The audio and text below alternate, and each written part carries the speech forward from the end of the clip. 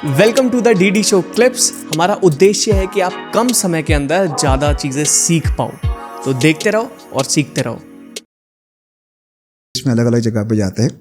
जो लोग कुंडली के बारे में बात करते हैं, जो लोग सात चक्र एक्टिवेशन की बात करते हैं, डीडी ये पॉसिबल ही नहीं है कि कोई गुरु ने आपके ऊपर हाथ रख दिया या फिर यू टच किया और आपको, अगर आपको उसका एक्सपीरियंस करना है तो आपको ही ध्यान करना है, आपको ही मेहनत करनी है।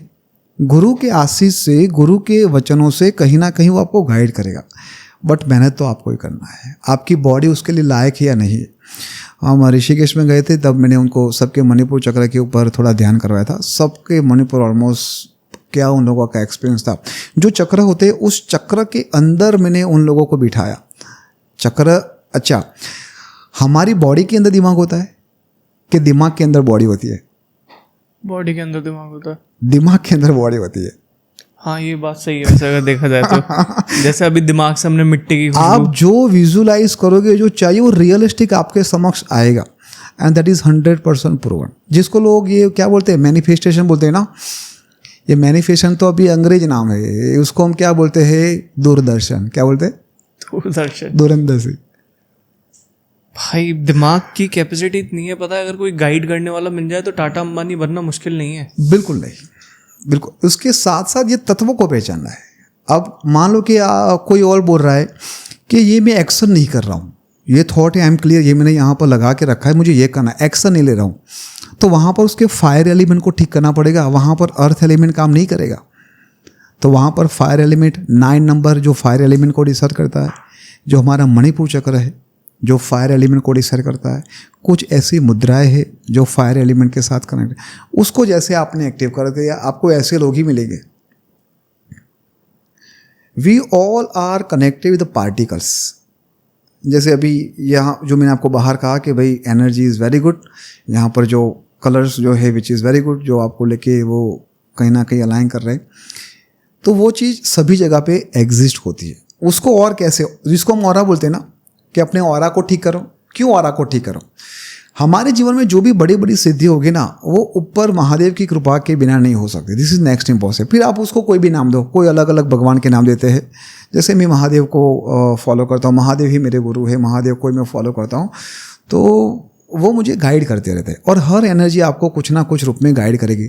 पहले डीडी ऐसा था, जब राजा थे, रजवाड़े थे, या फिर जैसे आप समझो कि ये राजा, राजा की प्रजा, तो देवो जो देवलोक था, देव जितने भी थे वो राजा के सामने आके ऐसे फिजिकल बॉडी में डिस्कस करते थे कि भाई आपको ऐसा करना चाहिए, ऐसा करना चाहिए। फिर वहाँ के द्वार बंद हो गए। यहाँ पर कलयुग में उसकी एनर्जी डिस्टर्ब हुई, तो वो फिजिकल बॉडी में ऐसे सामने नहीं आते, वो एनर्जी के रूप में डिस्कस करता है, सिंबोलिज्म के रूप में डिस्कस करता है, and that is how we are connected. और अभी भी जो प्राण प्रतिष्ठा में जो आता है वो क्या है, वो एनर्जी है ना। ऐसा कहा जाता है कि 40 साल के बाद वो एनर्जी भी हर एक मूर्ति में से चली जाएगी। जो तंत्र होते हैं, तंत्र के अंदर भी वो एनर्जी होती है, एग्जिस्ट करती है, वो सब वहाँ से चली जाएगी। अब आप जस्ट कल्पना करो कि जो सुप्रीम पावर की एनर्जी है वो अगर धीरे धीरे चली गई तो हमारा हालत क्या होगा? खत्म हो जाएगा सब। हमारी मानसिक स्थिति क्या होगी? अभी आप AI यूज़ करते हो ना, चैट GTP, ये क्या है? This is beginning. जो ह्यूमन के ऊपर पैसे तो सब कमा रहे, लेकिन व्हाट अबाउट पेशेंस? सबके अंदर धैर्य ही नहीं रहा। सबको 2 दिन में अबजपति बनना है, सबको एक ही दिन में ये करना है। इसीलिए पहले जो हम जो साधना करवाते या फिर हम जिस परंपरा से मैं जो प्रैक्टिस करता हूँ, उसमें धैर्य क्या, सरलता और सहजता का बहुत ही बड़ा रोल है। कपड़े पहनने से लेके, खाने से लेके सब कुछ। जैसे आप साधना करते हो तो कितना बोलना है, कितना खाना है और कितना सोना है, ये 3 चीज़ों के ऊपर सबसे पहले काम किया जाता है। आज के दिन में पैसा कमाना बहुत ही आसान है, वेरी वेरी इजी। अगर महीने के 1 करोड़ कमाने हैं या फिर साल के 100 करोड़ कमाने हैं, तो आज इस टेक्नोलॉजी और साइंस की मदद से आप कर सकते हो। लेकिन इस साइंस की मदद से हम मोक्ष को प्राप्ति नहीं कर पा रहे। आज पक्ष और तिथि कितना है वो भी सबको नहीं पता है। तो न्यूमरोलॉजी वास्तु का इस्तेमाल करके हमें हमारी साधना की तरफ भी जाना है। तो आप मूलाधार के ऊपर काम कीजिए और मुझे केवल 30 डेज़ के बाद बताना कि भाई ये थॉट आया, ये करना है। फिर उसके बाद फायर को कैसे एक्टिव करेंगे, उसके बाद स्पेस को कैसे देयर आर प्रोसेस। मुझे ये बताओ डीडी, कृष्ण भगवान जो थे उनके हाथ में मुरली थी, ऊपर एक मोर पींछ भी था, और वो हमेशा एक वृक्ष के साथ थे, गाय के साथ थे। राम भगवान धनुष के साथ थे और वो एक साधु की तरह कपड़े पहनते थे। इसके पीछे का रीज़न पता है क्या? वो हमने फाइंड कर दिया है। नेक्स्ट पॉडकास्ट में मैं आपको डिटेल्स में बताऊँ। अभी बता देंगे तो मज़ा आ जाएगा। और दूसरी बात मैं आपको भी कहूँगा कि आपको ये रखना चाहिए, जैसे राम के साथ वो था, यस, कृष्ण के साथ मुरली थी, ऐसे आपको क्या रखना चाहिए?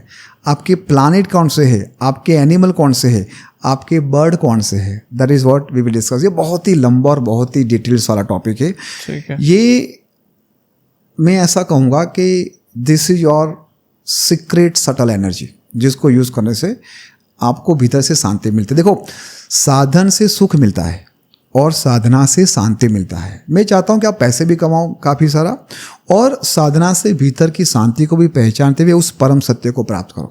हम सबका मेन गोल क्या है? निजानंद। क्या? निजानंद। आनंद नहीं, निजानंद। तो उस सुप्रीम पावर को आनंदमय कोष में हम कैसे पहुंचे? अभी हम सब लोग प्राणमय कोष में ही जी रहे, कहीं ना कहीं अन्नमय कोष में हम 24/7 रहते हैं। थोड़ा सा प्राणमय कोष को हम टच करते फिर वापस आ जाते हैं। तो ये बहुत ही बढ़िया प्रक्रिया है और ये सब लोग कर सके। This is for everything. Definitely मैं उसके बारे में ज़रूर आपसे बात करना चाहूँगा, लेकिन नेक्स्ट पार्ट अगर देखना तो सब्सक्राइब कर लेना ज़रूर।